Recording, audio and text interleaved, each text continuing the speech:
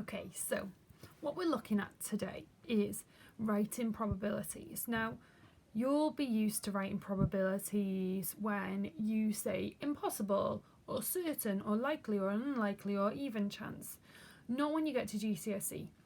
At GCSE level, you need to either write it as a decimal or a fraction.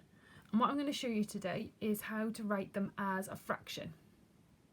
So, it says there are 15 sweets in a jar, 3 red, 5 green, 2 yellow and 5 purple, which you can see, which is beautifully drawn over here. So what is the probability of choosing a green? So you've got to imagine you put your hand into the bag, you want to get a green, so what would be the probability? Well, in the bag there are 5 green sweets, so that's going to be the numerator. Okay, out of, well, how many sweets are in the bag? 15. So there's a 5 out of 15 chance that you could get a green sweet. We don't need to do anything like cancelling down or anything like that with probability. It's easier just to leave it as you work it out. Okay, so the next one is the probability of picking a red.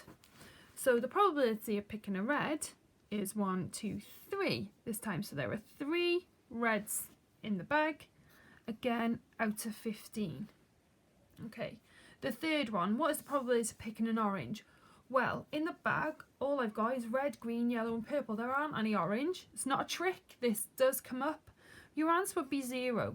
It wouldn't matter if you put 0 out of 15, but you can't write impossible. It needs to be a number, and the probability of something not happening is represented by a 0.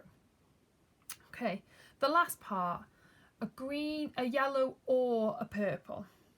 So I want to get a yellow or a purple. Now, how many yellow and purples are there in the bag? Well, there are 2 yellows and 5 purples. So therefore, altogether, there are 7 out of the yellow and purple.